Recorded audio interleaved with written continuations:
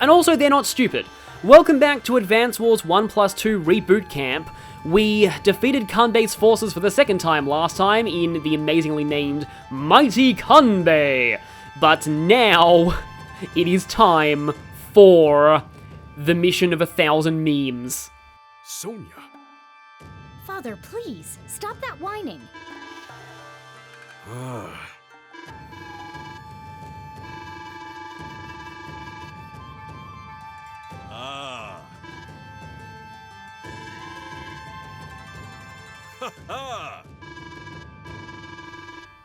And thus, the ship of Kanbei X bases became a thing.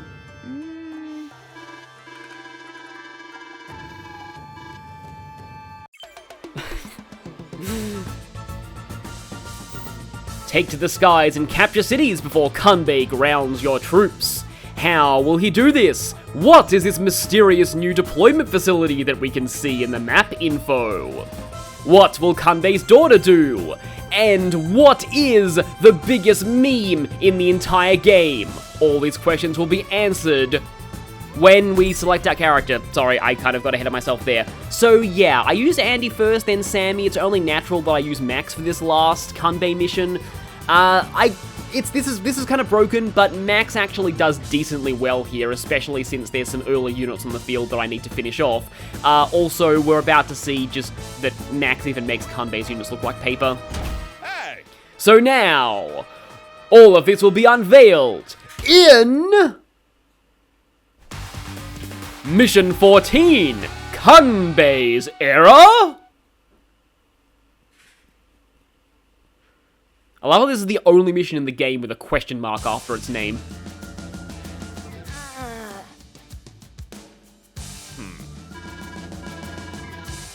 Oh boy, all this dialogue is like word for word from the original, I remember it. But okay then. This is a capture map, which might make you think that Sammy is good for this, but actually I do prefer Max because overall the capture requirement is, we'll see. Stay positive, boys. At least we have an airport this time. Here it comes. Here it comes. Awesome! What's an airport again? He said the thing. Cue Simpsons meme. Say the line! What's an airport again? I knew they'd fully voice this line in Reboot Camp. It is by far the most infamous line in the entire game. It was used in the game's second trailer. Obviously they would. You're kidding, right? So, in Andy's defense, this is the first mission in Advance Wars 1's campaign with a usable airport. So it's kind of a justified tutorial, but still, it's just like, this was another jarring thing to go back to after later games, especially like with Kanbei's also being a giant idiot. Because Kanbei's very different in later games, and Andy is not this dumb in Advance Wars 2 and onwards.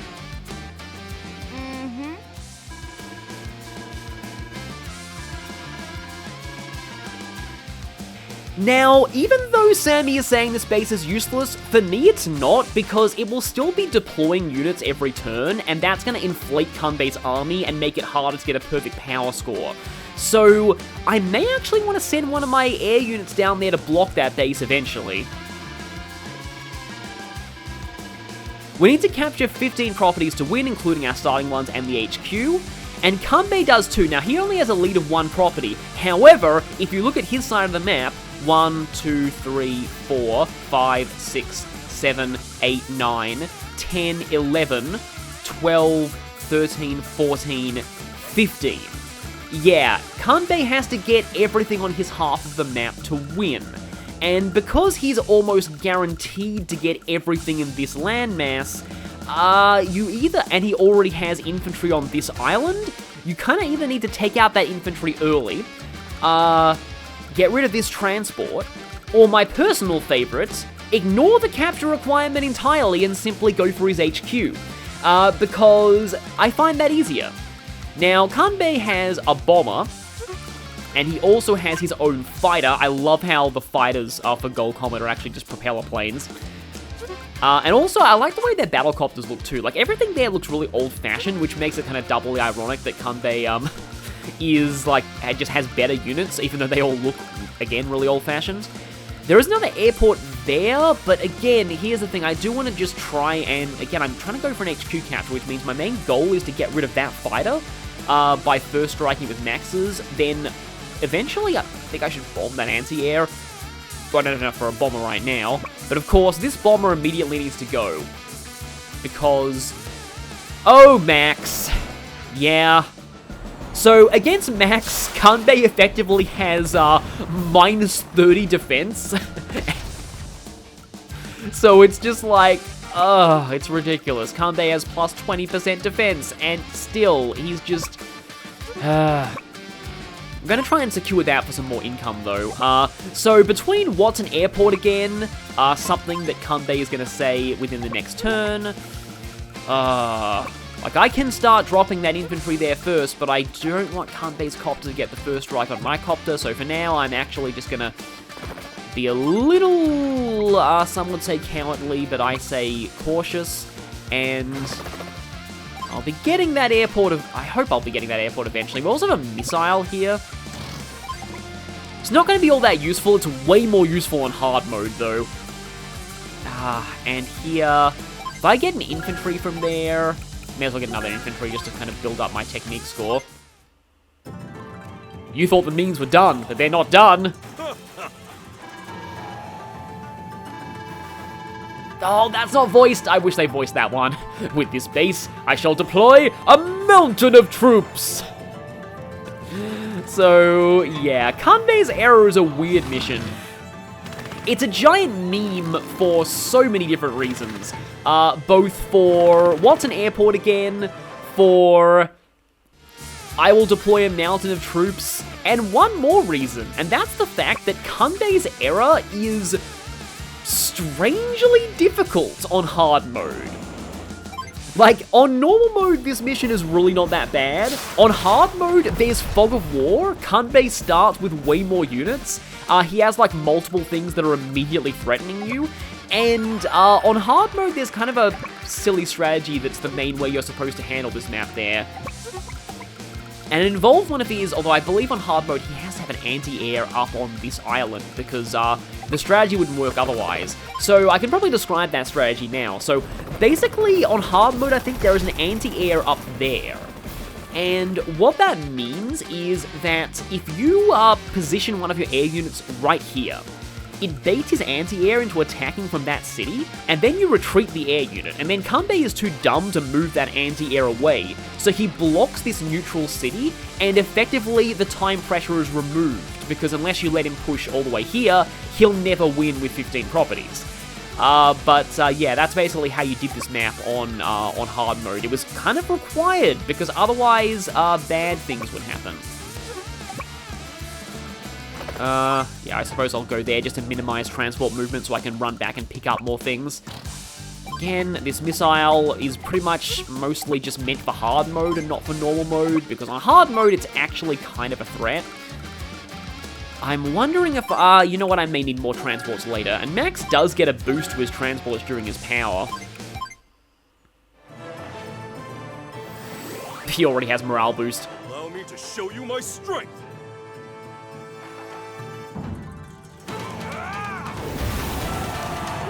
I talked about this with Eagle earlier, but this is kind of a thing that happens when your opponent starts with fighters. They get their power very quickly, and we're seeing that in Advance Wars 2, well, 2, also, if you don't want to make an accidental pun. Now, the question is, will this transport die? That is a very, very bold battlecopter pilot, I will say. Yeah, I knew the transport would get double teamed, but the question is, will it survive? It does survive. Just barely, but it survives. Recon. But again, that base is actually a problem for me, because I do want to make sure that I get a good power score, and that's going to be kind of harder, because right now, like every... Keep pressing the wrong thing. Every Yep, sorry now, I don't want to see you right now. Yeah, he's got 17 now. The moment that goes over 20, I'm going to need 3 units destroyed in one turn for a perfect power score, which is, yeah, a bit of an issue. Yeah, see, I could potentially move this fighter over here to try and block him, but also the fighter will crash from lack of fuel eventually, whereas his own anti-air, if it's used to block, you'll never need to worry about that. I may actually need to worry about this fighter's, fuel at some point. Oh, okay, this missile is proving useful, because it means my battlecopter can actually do something elsewhere. It's silly to use missiles against a copter with a single, well, copter remaining. But I am not going to attack that tank, because there's a decent chance that he might actually go over there. So instead, gotta watch out for his missile, but instead... Actually, no, the anti-air will kill me if I try and interrupt that infantry, so yeah, I am actually going to try and block this city, but I'm going to fire on the tank instead of the thing, although he does have morale boost right now, so his tank is going to be hitting back a little hard, but not really, because, yeah, tank versus battlecopter is not a great matchup for the tank. Okay, let's pick you up. This is slightly inefficient transport movement, but at least both transports are getting loaded. And yeah, there's not a... because I do want a bomber eventually. I may want to actually save up for that. So for now, I am weirdly... Oh wait, no. Speaking of inefficient transport movement, this transport needs to get moving. I could make another one, which I may need later, but actually... Yeah, I'm not actually going to build things from bases. This is normally bad base etiquette, but then again, Kanbei doesn't really know much in the way of base etiquette. But, yeah, now I can interrupt that infantry. Okay, they're positioning themselves to pick up those mechs. I know what he's doing. But yeah, I do really need to make sure that I kill off this infantry and then stop his transports cold, because otherwise, this little island here is effectively my time limit for this mission. Yeah, I'm pretty sure these are, the Gold Comet City designs, because, they do look a little bit different to the Orange Star ones. Oh. Oh. Oh, right, the anti-air can attack from there. Yeah, I'm not going to throw my fighter away just for that. I can always get his transport later. Because, yeah, the it would be in minimum range of that missile, but I also, yeah, he's got way too many anti-air right now, and that thing does need to die, because unlike Sammy, I don't have a ludicrous defense bonus on my infantry when I use my power. So I need to make sure that I get rid of that anti-air, which again means that I want a bomber, which I'll probably build from here. How much income do I have right now? Only 8,000. Yeah, the weakened transport will stay around here. And so I've got 8,000 incoming, so I'm not going to have enough for a bomber next turn regardless. So it will take me 2 turns to get a bomber, so with 2 turns at 8,000, that's an extra 16,000. So in 2 turns, I'll have 28,000, assuming I spend nothing. Bombers cost 22,000, which means I can afford to spend 6,000 this turn, which, as it just so happens, is exactly enough for 1 more transport and 1 more infantry. I hope I'm doing my math right there. But again, I am getting dangerously close to the point where I need 3 unit kills in a turn to get a perfect power score. I do want to shoot down his transport soon, too. A lot of these infantry will be hanging around uselessly on this one island. So as I plan out what to do here, this is a topic... Oh my god, Ah! Okay, now with less stupid fighter death. In fact, this time we built an artillery from that base, yeah. The AI's actions are slightly random at times, and him building artillery from there is kind of thing, also that's not a recon, that's an APC. It can be easy to mistake them with these designs. I believe the Comet APCs originally, used like a different faction's design by mistake. It was either that or the T-Copter. No, actually, no, it was definitely the T-Copter, not the... because I definitely remember that APC design from earlier. But, okay then, so as I am going through and hopefully not getting stuff killed for no reason, The stupidity of this mission appears to be affecting me, and that's actually, a good segue into a topic that I have been wanting to mention for a while, but haven't really had the chance to because most of these missions have been pretty involved and I've had to talk about strategies and the like. So this is kind of an elephant in the room that I've wanted to address for a very long time, and that is the general light-hearted tone of Advance Wars and it well being a war game. This is something that a lot of people take issue with, and it's something that's become kind of a source of sort of, not just memes, but like, memes, posts and the like. It's like a stock joke in Advance Wars that all the commanding officers are sociopaths who treat all of their soldiers, who treat war like it's a game. And while I can see kind of where that notion would come from, I've always viewed Advance Wars a little differently, and I feel like I'm somewhat unique in this perspective, as I don't see this mentioned, very much online.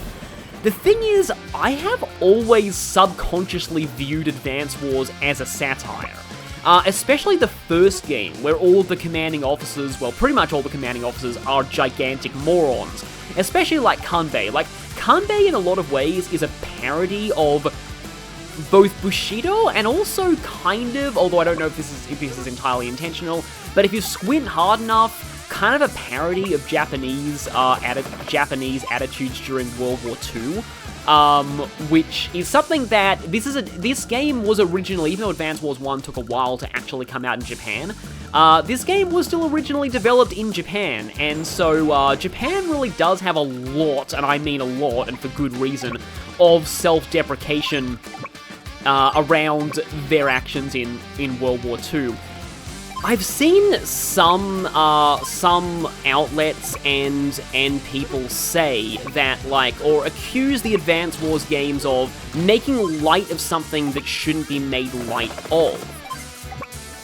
But one thing that I feel is maybe missing from that discussion is the fact that sometimes humor is a more effective way of criticizing something than trying to do something entirely serious. And I'm reminded of, this is a Lindsay Ellis video that was talking about this, kind of a weird subject to bring up in one of these, and it'll be getting a little bit weirder because I hate to bring up this as an example because it's kind of done to death, but okay. She mentions how a lot of serious anti-Nazi movies have a tendency to get co-opted by actual neo-Nazis because it makes them look cool and scary and intimidating, and that's how they want to be viewed.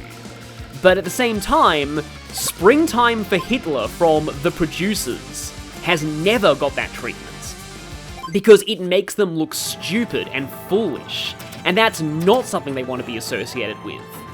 And it's something that I feel is a bit of it's an underappreciated aspect, I think, of satire and of criticizing things. And it's also something that I feel is maybe a little bit overlooked in discourse on anti-war media. Because there's a video that I saw recommended, it had 3 million views, so I thought, okay, this must be good, I may as well watch it. It was a video about, called, I think, dismantling or deconstructing the old lie, which is a reference to the poem Dulce et decorum est pro patria mori, which is Latin for "it is sweet and fitting to die for one's country." Basically one of the most famous anti-war poems of all time, which I believe I studied in high school, and this video, I'm not gonna... It's weird that I'm knocking a video that has 3 million views, but I feel like there was one aspect of it that it never really went into, because it focused heavily on serious anti-war media, or on anti-war media.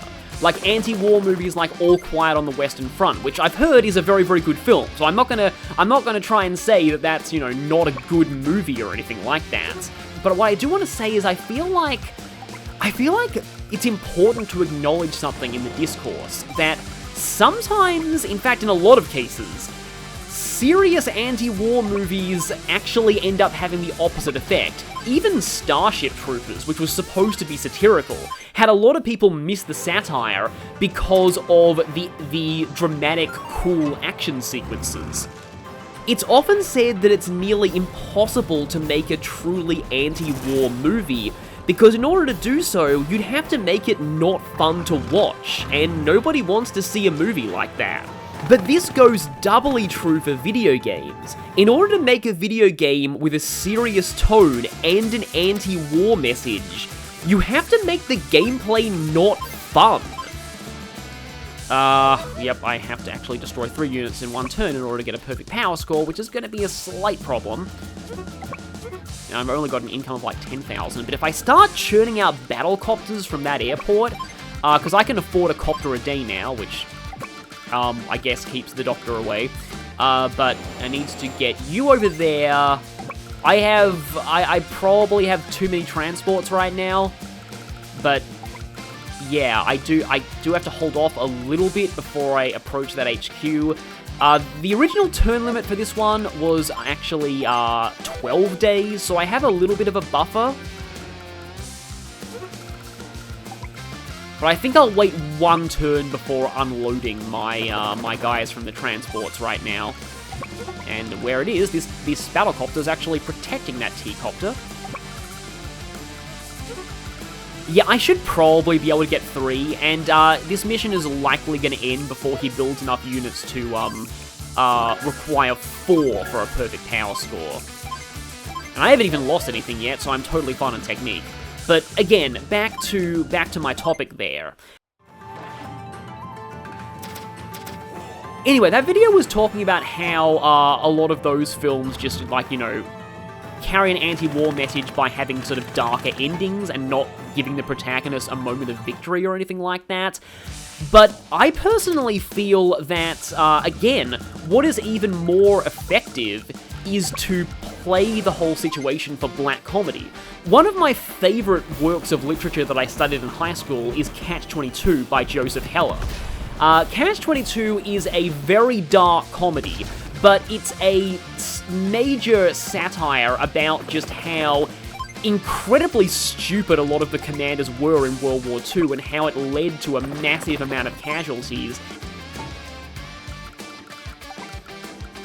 And it doesn't undercut the kind of horror of the situation by playing things for comedy, because it does know when to take things seriously at times, but it also manages to, again, more effectively criticize the situation through its use of humor and through its use of just pointing out the stupidity of everything.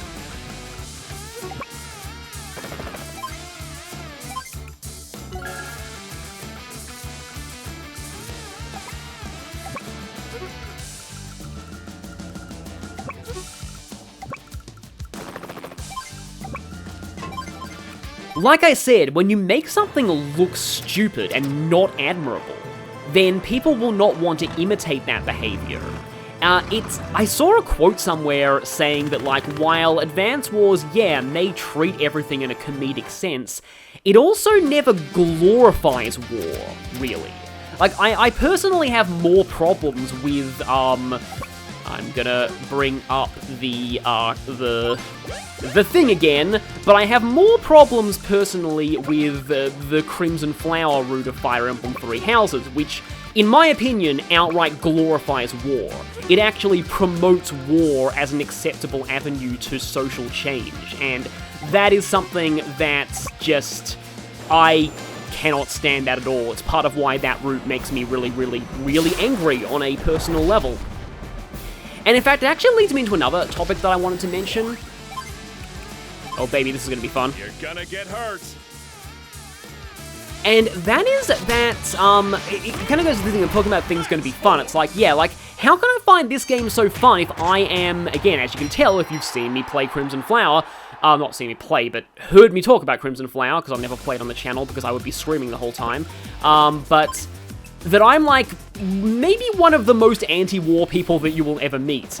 And something that, I have a bit of a story about that. I was once seeing, like, a friend of my mother's, I think, who yeah, sadly, one of her children passed away. And, okay, that's cool. Yeah, so I can get 2 of these. This will mean that one of my copters dies, though.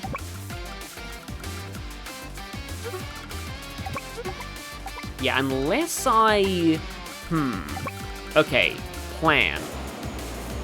Sorry, just stop my tangent for a second, but if I get rid of this anti-air, you're out of missile range. The other anti-air will probably... I mean, I actually probably will go for the copter, but... yeah, we'll see what happens. He may even get morale boost after this, but as long as I secure the power score... because he's not going to win just yet.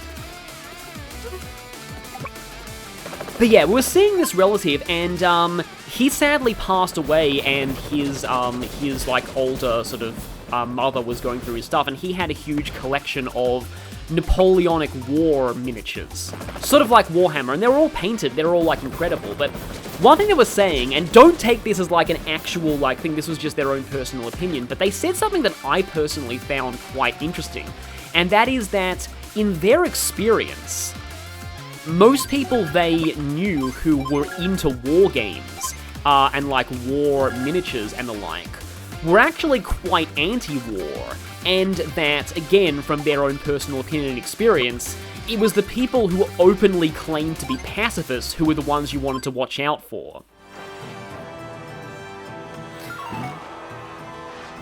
Why did you do that? You could have killed that with an anti... Why? Yeah, speaking of people being idiots, but I don't know what you know people have to say about that in the comment section, or how people feel about that, but I wonder if it's a case of like those who don't learn from history are doomed to repeat it. Because one thing that war games, you know, and these kind of things do teach us is it lets us explore these kind of situations in a safe environment, and since many of them are also like reenactments of history, it also lets us learn from history and understand the mistakes of history. And again, some people do get, like, some adults do get mad when kids, you know, quote-unquote, play war, but at the same time, maybe by making light of something, that is the best way to not view it as behavior to be imitated, and maybe it's the best way to learn, you know, what not to do. I'd like to end this topic with a quote I discovered recently by Mel Brooks, who fought in World War II. "If you stand on a soapbox and trade rhetoric with a dictator, you never win. That's what they do so well, they seduce people. But if you ridicule them, bring them down with laughter, they can't win. You show how crazy they are."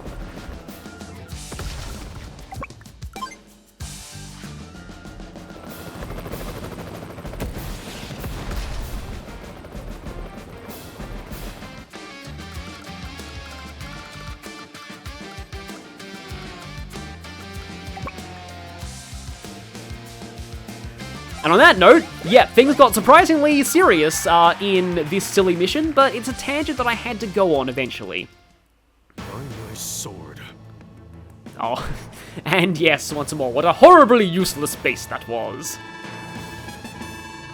Yeah, my assured victory vanished so quickly. This in the original game was your indicator that you had fulfilled the secret time limit for this one. And yeah, going straight to the victory screen. That was hard work. Really? Was it? Oh, trust me, play that mission on hard mode and you'll see what hard work really is. It's yeah, a lot of people are taken aback just by how difficult Kanbei's era is in the hard campaign, because of how easy it is here. But yeah, with that, it's actually all over for Kanbei. He's given up. And that means... Hey there!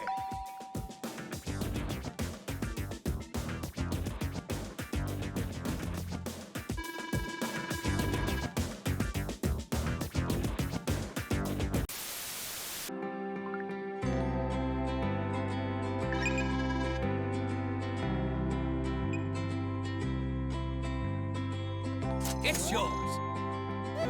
Y'all come back now.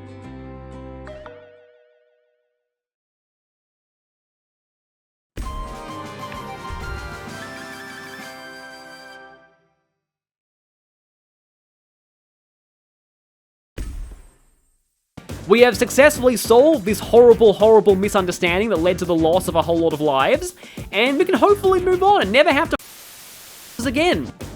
Wait a minute, what? What just happened? I said we can move on and never have to fight the Gold Comet forces again. Next time it's on to... The cats nestle close to their kittens. The lambs have laid down with the sheep. You're cozy and warm in your bed, my dear. Please go the to sleep.